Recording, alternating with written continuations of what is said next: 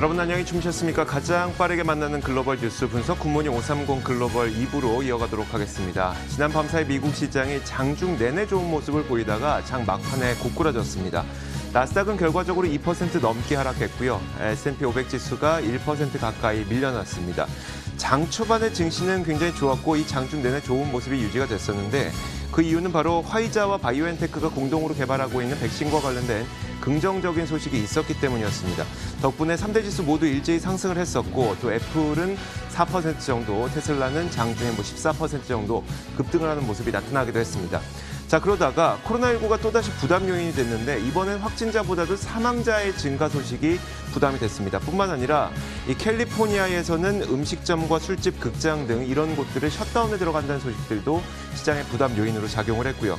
확진자가 늘어나는 거야 지금까지 많이 봐왔지만 확진자가 이제 사망자로 돌아선다는 것이 굉장히 큰 부담 요인으로 작용을 한 것으로 보이고요. 또 이번 주부터는 본격적인 실적 시즌에 돌입하게 되는데 눈에 뻔히 보이는 이 실적의 악화도 시장의 부담 요인이 되지 않았나 이런 생각도 듭니다. 장중에 굉장한 변동폭을 보였습니다. 장중 내내 좋았다가 막판에 고꾸라졌던 미국 증시 어떤 움직임들이 있었는지 지금부터 정리해드리도록 하겠습니다. 자, 2부 지금 바로 출발하겠습니다.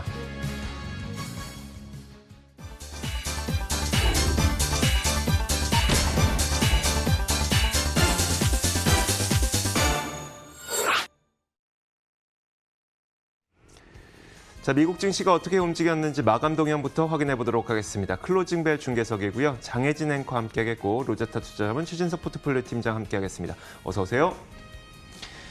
자, 먼저 장혜진 앵커가 3대 지수가 어떤 움직임 보였는지 정리해 주실까요? 네, 현지 시간 13일 미국 3대 지수는 엇갈린 모습을 보이면서 문을 닫았습니다.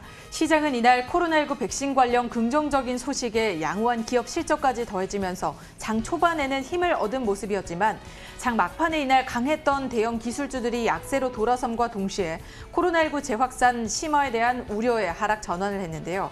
백신에 대한 긍정적인 소식이 이날 시장을 뒷받침해주긴 했지만 코로나19 일간 사망자 수가 상당히 늘어났고 캘리포니아주에서는 다시 셧다운에 돌입한다는 소식이 전해지자 지수를 끌어내린 모습이었습니다. 먼저 장 초반 상승세를 주도해준 백신 관련 소식부터 살펴보시면요. 화이자와 바이오엔테크는 공동으로 개발 중인 코로나19 백신 후보 물질이 미국 식약처 FDA에서 패스트트랙 승인을 받았다고 밝혔습니다. 이달 말에는 대규모 임상시험을 시작할 수 있을 것으로 또 기대를 하고 있는데요. 기업 실적 시즌이 또 시작이 됨과 동시에 생각보다는 양호한 발표가 나오면서 투자 심리를 자극한 모습이었습니다.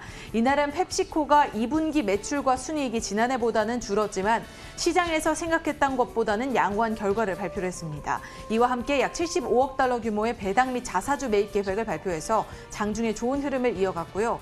화요일에는 델타항공과 시티그룹, 골드만삭스 등이 실적을 내놓으면서 본격적인 실적 시즌이 개막합니다. 기업들의 실적은 코로나19의 영향으로 전년 대비 좋지 않을 것으로 보이지만 시장에서 예상했던 것보다 양호하고 향후 경영 전망에 대해서 낙관적인 언급이 나온다면 오히려 호재로 작용할 수 있다라는 분석입니다. 하지만 코로나19 확산세가 시장의 큰 부담 요인으로 이날 또 작용을 했죠. 지난 일요일 기준으로 텍사스와 조지아, 플로리다주에서 일일 신규 확진자 수가 15,000명을 넘게 기록을 했고요. 미국 내에서는 하루 평균 700명의 사망자가 발생하고 있다는 점도 사태가 점점 악화돼 가고 있다는 것을 느끼게 해줬습니다. 텍사스는 코로나19 사망자 수가 전주 대비 140% 급증했다고 전했고요. 또 캘리포니아주에서는 다시 한번 셧다운에 돌입하게 된다라고 전했는데요. 이렇게 상황이 심각해지자 투자 심리는 위축되는 모습이었습니다. 보다 자세한 마감 상황을 통해서 확인을 해보시죠. 먼저 다우지수 장 초반에는 좋은 흐름을 보여줬습니다. 하지만 후반에 반락하면서 상승폭을 점차 줄였는데요. 0.04% 보합권까지 줄여나갔습니다. 26,085포인트 거래 마쳤습니다. 이어서 나스닥 지수입니다. 2%대의 하락세를 기록하면서 1,390포인트에 거래 마쳤는데요. 역시나 막판에 하락 전환을 하는 모습이었습니다. 마지막으로 S&P 500 지수입니다. 0.94% 떨어지면서 3,155포인트에 거래 마쳤는데요. 마감 1시간 전이죠. 점차 미끄러지면서 하락폭을 키운 모습이었습니다. 코로나19 백신에 대한 기대감에도 불구하고 여러 가지 요인들이 작용하면서 이날 결국에는 3대 지수 모두 내림세로 돌아서면서 마감을 했는데요. 이날 증시 어떻게 봐야 될까요? 네, 결국은 장 막판에 겹악재가 나오면서 기술주 중심의 하락세가 야기가 됐는데요. 장 초반 분위기는 나쁘지 않았습니다. 그러면서 S&P 500 지수가 오늘 장 중에 한때 연 성적을 플러스로 또 전환시키기도 했는데요. 하지만은 이 가장 먼저 오전 내내 증시와 좀 연동을 하면서 긍정적인 흐름을 견인했던 기술주가 오후장 들어서 좀 스팀이 꺼졌고요. 그러면서 결국은 약 한 1.2%포인트 정도 언더퍼폼을 지수 대비했습니다. 그만큼 좀 지수에 악영향을 끼쳤다라고 보여지고요. 그리고 여기에 더해서 현지 시각으로 오후 3시쯤이었습니다. 폼페이오 미 국무장관이 중국의 남중국해 이 해양자원 권리 주장은 불법이다라고 발언했다라는 보도가 전해진 점이 좀 악재로 작용을 했고요. 여기에 또 더해서 미국 캘리포니아 주에서 코로나19 재확산에 실내 식당, 극장, 바 등의 영업 중단을 또 발표를 했습니다. 이처럼 미중 갈등이라든지 아니면은 코로나19 우려를 재차 자극하는 이슈가 좀 막판에 많이 나왔기 때문에 전간 후약의 장세가 오늘 나왔다라고 보여집니다. 자, 이어서 상품 시장 마감도 살펴보도록 하겠습니다. 이날 국제 금값은 소폭 올랐습니다. 일단 국제 금값의 경우에는 이 캘리포니아가 음식점, 술집 그리고 극장 이런 곳을 셧다운에 들어가게 되면서 우려가 확산됐죠. 그러다 보니까 오히려 반대로 연준에서는 추가적인 완화 정책을 쓰지 않을까라는 기대감이 나왔습니다. 그러면 이런 것들이 국제 금값은 끌어올렸고요.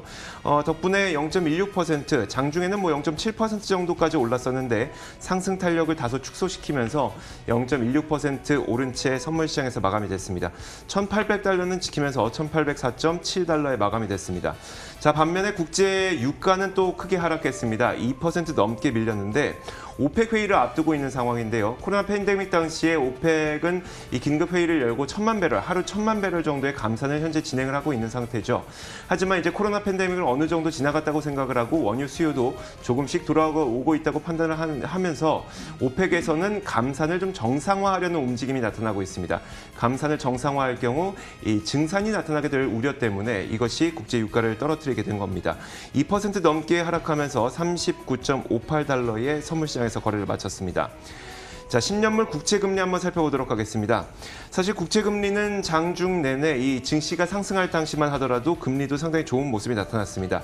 올랐었는데 백신 소식 때문에 올랐었죠. 하지만 이 코로나 팬데믹에 대한 우려가 다시 한번 불거지게 되면서 하락으로 반전된 모습이었습니다. 다시 한번 하락하게 되면서 0.619%에 마감되는 모습이었었고요. 마지막으로 달러 인덱스 살펴보겠습니다. 달러 인덱스는 소폭 하락했습니다. 달러 약세가 계속 진행이 되고 있는데요. 96.56에 마감됐습니다. 자, 이렇게 상품 선물 시장까지 살펴봤습니다. 글로벌 외신 확인하도록 하겠습니다. 자, 첫 번째 소식부터 살펴볼 텐데요. 최진석 팀장님 어떤 소식 들고 오셨을까요? 네, 이날 펩시코가 스낵 사업 호조에 힘입어서 양호한 실적을 내면서 2분기 어닝 시즌의 시작을 알렸습니다. 이 가운데 골드만삭스가 다른 기관 대비해서도 좀 더 암울한 이 어닝 시즌 전망을 제시했다는 내용을 갖고 와봤는데요. 2분기 S&P 500 기업들의 EPS가 전년 동기 대비해서 60% 감소해서 2009년 4분기 이후에 최악의 성적을 기록할 것으로 점쳤습니다. 참고적으로 팩트셋 같은 기관에서는 현재 마이너스 44.6%의 EPS 성장률을 점치고 있습니다. 다만 올해 전체 S&P 500 기업들의 EPS 전망치 같은 경우에는 기존의 110에서 115달러로 상향 조정을 했고요. 2021년도에는 170달러를 유지를 하면서 그래도 많이 좀 회복할 것으로 점쳤고, 그리고 2022년에는 고성장이 회복이 되면서 188달러까지 EPS가 증가할 것으로 예상을 했습니다. 참고로 올해 전망 같은 경우에는 미국 경제가 연 4.6% 역성장을 기록을 하고 브렌트유 가격이 마이너스 35%를 기록할 것을 가정한 시나리오라고 골드만 측에서는 설명을 했습니다.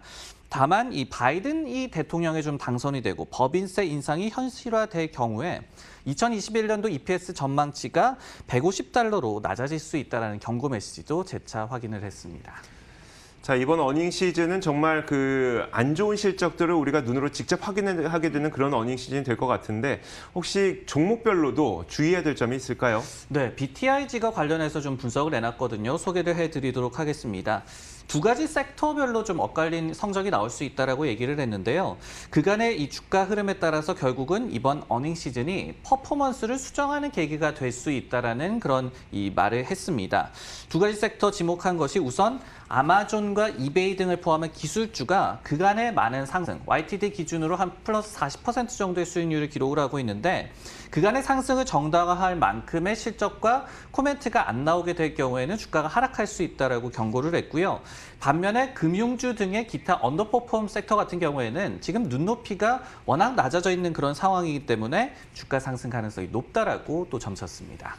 네, 이렇게 어닝 시즌과 코로나19에 대한 경계론이 있다면 반대로 낙관론도 있을 것 같거든요. 시장에 이런 낙관론이 일진 않고 있나요? 네, 오늘 같은 경우에는 월가의 이 대표적인 낙관론자라고 할 수가 있겠죠. 펀드스트레이트라는 기관에서 투자자들이 이 코로나19 팬데믹에 잘 대응한 덕에 증시가 재차 화랑을 보였다라는 좀 흥미로운 분석을 제시를 했습니다. 무슨 말인지 좀 살펴봤더니 헤지 펀드들이 6월 들어서 약세장 포지션으로 급 전환을 했고, 그리고 뮤추얼 펀드도 높은 현금 비중을 갖고 가면서 보수적으로 접근을 했다. 그러면서 이같이 신중론이 팬데믹에도 결국은 방어적인 전략으로 유효하게 작용을 했고, 현재 증시 반등을 이끌 현금 매수 물량을 또 지지했다라는 얘기로 해석할 수가 있을 것 같습니다. 그러면서 이 코로나19에 따른 사망자 급증이 없고, 그리고 2에서 3주 내에 사태가 좀 진정이 된다라고 한다면은 리스크 온 심리가 다시 한번 좀 불러일으켜질 수 있다라는 분석을 제시를 했습니다. 네, 다음 뉴스는 이조 앵커의 픽입니다. 내용 확인해 보겠습니다. 자, 미국의 사망자 수가 증가세로 전환된 것으로 확인됐습니다. 그동안 미국의 확진자 수는 계속 늘어났지만 그럼에도 불구하고 증시가 오를 수 있었던 것은 사망자가 늘어나고 있지 않기 때문이었었는데요. 사망자 수가 증가한다는 것은 전혀 다른 얘기죠. 제목과 함께 한번 살펴보도록 하겠습니다. 확진자부터 살펴보자면 일단 미국의 확진자 수가 미국 전역 3분의 1가량의 주에서 크게 늘어나고 있다는 소식이고요. 사망자도 늘어나고 있다는 이야기입니다. 미국은 현재 전 세계 확진자의 절반가량을 차지할 정도로 전 세계에서 확진자가 가장 많이 증가하고 있는 국가죠. 국제보건기구 WHO에 따르면 지난 일요일에 미국과 브라질에서만 11만 명 정도 하루 확진자가 증가해서 아메리카 대륙이 전 세계 확진자 가운데 절반을 차지할 정도로 굉장히 많이 늘어나고 있습니다. 자, 문제는 사망자인데 사망자는 저희가 그림과 함께 살펴보도록 하겠습니다. 자, 이게 미국 전역의 사망자 수 증가입니다. 자, 이 사망자 수가 이 선으로 보이시는 것이 7일 평균 사망자 수 증가 추세인데요. 지금까지 증시가 오를 수 있었던 것은 사망자 수의 추세가 거의 하락하고 있었기 때문입니다. 하지만 최근 7일 동안 보면은 이 사망자 수의 증가가 상승으로 전환된 것을 확인할 수가 있죠. 자, 뿐만 아니라 최근 들어서 미국 내에서 가장 확진자가 크게 늘어나고 있다는 아리조나나 텍사스주, 이런 지역에서는 사망자가 거의 전주 대비 78%, 아리조나주에서는 78% 늘었고요. 텍사스주에서는 사망자가 전주 대비 140%나 크게 늘어났다는 소식까지 나오고 있습니다. 지금까지는 이 확진자가 아무리 늘어난다고 하더라도 이 확진자가 대부분 젊은 층이었기 때문에 젊은 층은 무증상이나 아니면 경미한 증상으로 그냥 넘어가게 되죠. 사망자가 그만큼 증가하지 않는다는 것은 경제 봉쇄가 일어나지 않는다는 것이고, 그것 때문에 증시는 오를 수가 있었는데 사망자가 이렇게 증가하다 보니까 분명한 시장의 우려가 나타나고 있습니다. 파우치 박사가 다만 얼마 전에 이런 얘기를 했습니다. 최근 들어서 확진되고 있는 이 확진자들의 평균 연령이 거의 15세가량 젊어지고 있기 때문에 치명률이 아주 크게 높아지지는 않을 것으로 평가가 되고 있는데요. 사실 팀장님, 저희가 얼마 전에 이 내용을 짚어봤을 때에도 그랬습니다. 팀장님이 지적했던 대로 확진자가 늘어나고 나면 그 이후에 시차를 두고 사망자는 늘어날 것이다, 이렇게 짐작을 해주셨었는데, 자, 과연 진짜 사망자가 늘어났습니다. 앞으로 패닉셀링이 좀 재현되지 않을까 우려되는데 어떻게 보십니까? 사실은 이날의 이 증시에 대해서 낙관론을 재확인한 펀드스트랩 같은 경우에도 사망자 수가 횡보하거나 감소세를 지속해야 한다라는 그런 단서를 달았습니다. 그렇기 때문에 이 같은 우려는 저희가 쉬이 넘길 수 없는 그런 이슈라고 보여지고요. 특히 이날 캘리포니아 주에서 재차 셧다운 분위기를 좀 내비쳤고, 그리고 파우치 박사 같은 경우에 또 이런 얘기도 했습니다. 완전히 우리가 셧다운을 안 했기 때문에 지금 재확산이 나타나는 것이다. 이런 경고처럼 결국은 사망자조차도 재차 증가세를 보인다고 한다면은, 그리고 여기에 따라서 광범위한 경제 락다운이 재차 발생한다고 한다면은 투자 심리가 급냉하는 것은 저희가 또 피할 수는 없을 것 같습니다. 그렇기 때문에 향후 한 2에서 3주 정도의 상황이 매우 중요해진 시점이다라고 말씀을 드리겠고요. 다만 그동안은 단기 조정 시에 결국은 막대한 유동성을 바탕으로 해서 주식을 사려는 그런 수요가 굉장히 좀 그 힘이 강한 모습이 나왔었습니다. 그렇기 때문에 패닉셀링까지 갈까에 대해서는 아직은 좀 지켜봐야 되지 않을까라는 생각도 드네요. 알겠습니다. 자, 이어서 장혜진 앵커가 꼽은 외신 살펴보도록 하죠. 네, 최근에 변동성이 큰 이 시장의 흐름을 두고 투자자들이 비교적 안정적인 중국의 국채를 선택한다라는 내용의 기사를 들고 왔습니다. 경제 데이터 전문업체 CEIC는 2분기 중국 국채로 유입된 해외 자금은 2018년 이후로 가장 많은 유입을 보았다면서 가장 빠른 속도로 늘어났다라고 분석을 했습니다.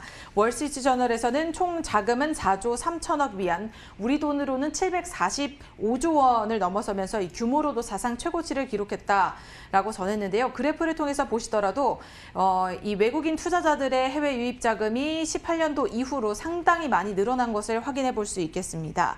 최근 몇 년간 중국 국채를 사고 파는 게 더 쉬워졌고 2019년 이후로부터는 중국 국채를 사고 파는 게 굉장히 안전하다라고 평가가 되면서 해외 자금 유입이 늘어났다는 게 그들의 설명입니다.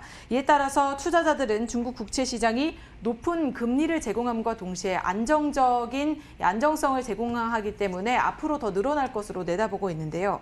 UBS에서는 중국 국채는 방어적이면서도 금리를 제공하는 자산이라면서 만일 세계 경제 성장이 부진하거나 코로나19 상황이 더 좋지 않아져서 경제가 위축될 경우에도 중국 국채는 금리가 소폭 내려가는 것에 그칠 것이라고 내다봤습니다. 실제로 중국이 코로나19로 인해서 봉쇄 조치에 들어갔을 당시에만 하더라도 국채 금리가 약간 줄어들긴 했습니다. 2%대까지 떨어지긴 했지만 이는 다른 국가들의 국채 금리보다는 상당히 높은 수준이었는데요. 현재 중국의 10년물 국채 금리는 3.118%를 기록하고 있습니다.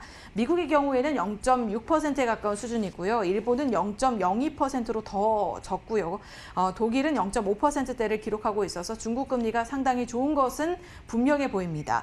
시장에서는 중국 국채에 대해서 하지만 어떻게 평가를 하고 있을까요? 네, 언급된 그대로인 것 같습니다. 방어적이면서 수익률이 비교적 높은 자산으로서의 매력이 좀 상승하고 있는 것 같은데요. 독일이라든지 일본 같은 경우에는 대부분의 또 국채가 마이너스 금리인 것도 있기 때문에 패닉 상황이 아니라고 한다면 투자 매력이 굉장히 좀 약화가 될 수밖에 없습니다. 그리고 미국도 지금 1% 미만으로 유지가 되고 있는 상황이죠. 그렇다고 수익률이 5에서 6%로 비교적 높은 브라질이라든지 멕시코, 인도 국채도 접근을 하자니 지금 코로나19 상황도 남아있고 그리고 글로벌 경기 침체기에 굉장히 좀 불안한 심리를 대변할 수밖에 없습니다. 지금 중국의 이 국채 장기 추세를 그래서 좀 볼 필요가 있을 것 같거든요.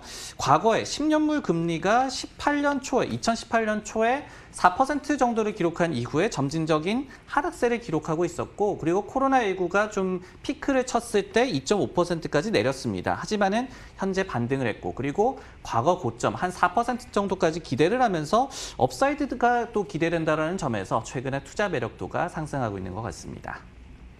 자, 이렇게 지난밤 사이 나왔던 여러 가지 글로벌 뉴스 살펴봤습니다. 이어서 종목 뉴스 확인하겠습니다.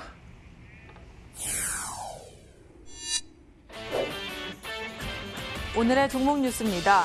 코로나19 재유행에 홍콩의 디즈니랜드가 다시 폐장한다고 전했습니다. 테슬라의 주가가 롤러코스터와 같은 흐름을 보였습니다. 오늘 장중에 14% 급등했다가 마이너스로 전환하는 모습이었습니다. 화이자와 바이오엔테크가 미국의 FDA로부터 코로나19 백신에 대한 패스트트랙 승인을 받았습니다.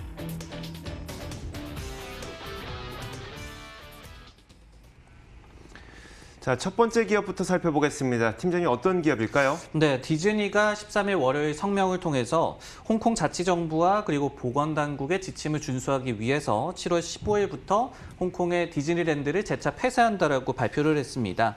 홍콩 디즈니랜드는 지난 1월에 지역 내에서 코로나19가 처음으로 확산됐을 당시에 문을 닫았다가 약 한 달 전쯤에 재개장을 한 바가 있습니다.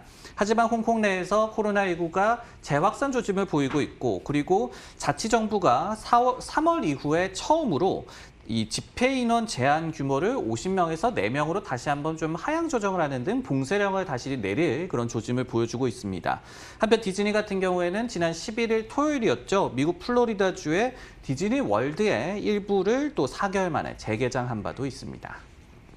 사실 지난 주말 사이에 미국의 디즈니랜드를 개장했던 것에 대해서도 너무 성급했다는 판단도 많이 있었잖아요. 그렇습니다. 마스크를 필수적으로 좀 써야 하고 발열 체크 후에 입장을 또 하고요. 그리고 디즈니 캐릭터와 접촉을 또 금지시키고 퍼레이드 등의 집단 행사도 없었음에도 불구하고 이런 제한 조치가 있었음에도 불구하고 디즈니 월드 재개장과 관련을 해서 무대 연기자 수백 명이 코로나19 감염을 우려해서 출근을 거부하는 등 출발부터 좀 삐걱대는 그런 모습을 보였었습니다. 그 가장 큰 이유는 역시 플로리다 주에서 코로나19의 확산이 가장 거세게 나타나고 있기 때문이라고 볼 수가 있겠죠.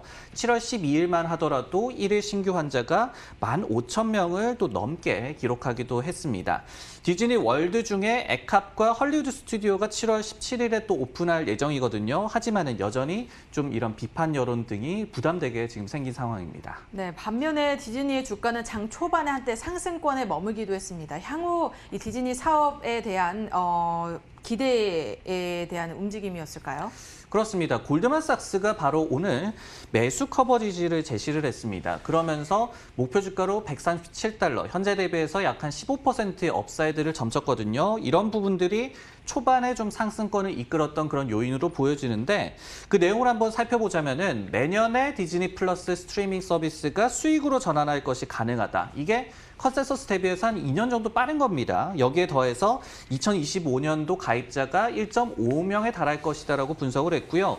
그리고 테마파크라든지 영화에 대한 수요 역시도 코로나19 팬데믹 이후에도 높게 유지될 것이다라고 자신을 했습니다. 그러면서 이 같은 디즈니 플러스와의 시너지 효과를 투자자들이 간과하고 있다라는 투자 의견을 제시를 했습니다. 최근에 뱅크 오브 아메리카도 디즈니에 대해서 매수 의견을 유지를 하면서 믿음을 보여준 바가 있거든요. 하지만은 이처럼 홍콩 디즈니랜드 이 재폐장과 같이 테마파크 사업에 대한 재차 차질 오늘 주가도 미끄러졌다라고 볼 수가 있겠네요. 네, 다음 종목 뉴스는 이조 앵커의 픽입니다. 내용 확인해 보겠습니다. 자, 테슬라의 주가가 지난 밤 사이에 거의 장중에 16% 가까이 급등하기도 했다가 이게 결국은 마이너스권으로 전환된 채 반락한 채 마감이 됐습니다. 이렇게 큰 변동성을 보여주면서 테슬라도 여러 가지 뉴스를 만들어냈는데 자, 그 기사를 CNBC의 기사와 함께 살펴보도록 하겠습니다. 제목에서 보이는 것처럼 16% 정도 장중에 급등하기도 했지만 이게 장 마감 종가에는 네거티브 마이너스권으로 전 반락한 채 마감이 됐습니다. 굉장히 롤러코스터 장세를 기록했었는데 사실 테슬라가 장 초반에 상승을 보였던 이런 급등을 보였던 이유는 몇 가지가 있었습니다. 모델 Y의 가격을 인하한다는 소식이 긍정적이었었고요. 또 9월에 열릴 배터리 데이에 대한 기대감도 작용을 했었죠. 당시 이제 그 주가가 워낙 급등을 하다 보니까 테슬라의 기업 가치는 3,210억 달러까지 치솟기도 했습니다. 자, 이렇게 된다면 팩트셋 기준으로 봤을 때 미국 내에서 10번째로 큰 기업에 등극하게 되는 것이거든요. 이것 때문에 한 가지 뉴스가 됐었고 또 이렇게 된다면 만약 S&P 500 지수에 테슬라가 편입이 된다면 이만큼 많은 이 패시브 자금들이 들어올 수 있을 것이라는 기대감까지도 작용을 했습니다. 자, 이런 소식과 더불어서 또 한 가지가 바로 일론 머스크가 이렇게 주가가 고공행진을 하게 되면서 워렌 버핏을 누르고 7번째 전 세계 부자 순위에 올랐다는 소식도 있었습니다. 지난 금요일 기준으로 일론 머스크의 지분 가치는 705억 달러 정도가 되는데요.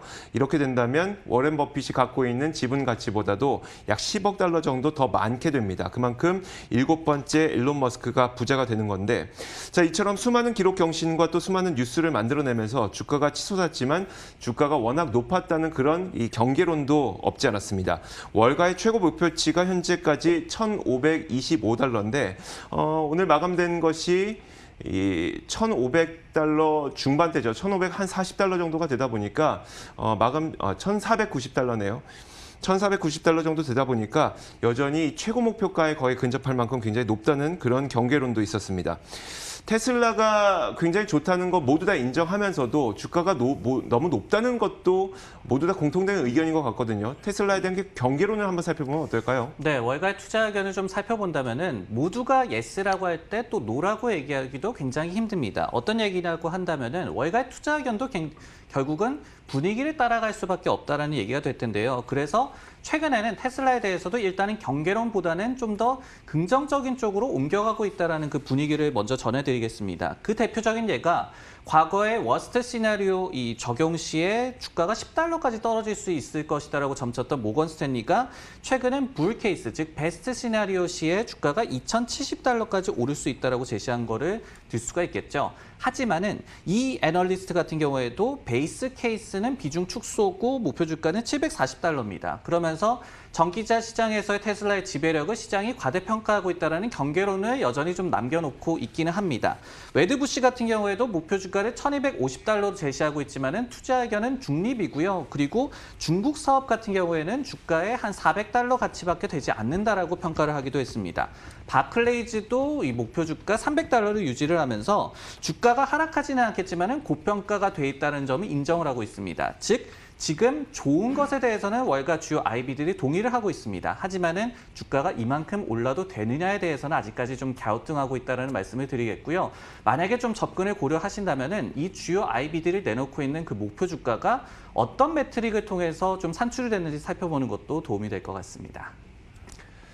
자, 이어서 장혜진 앵커가 꼽은 기업 뉴스도 살펴보죠. 네, 전 세계 제약사들이 코로나19 백신과 치료제 개발에 박차를 가하고 있습니다. 이런 가운데 미국의 FDA가 화이자와 바이오엔테크가 공동으로 개발 중인 코로나19 백신에 대해서 패스트트랙을 승인했다라는 소식이 전해졌습니다.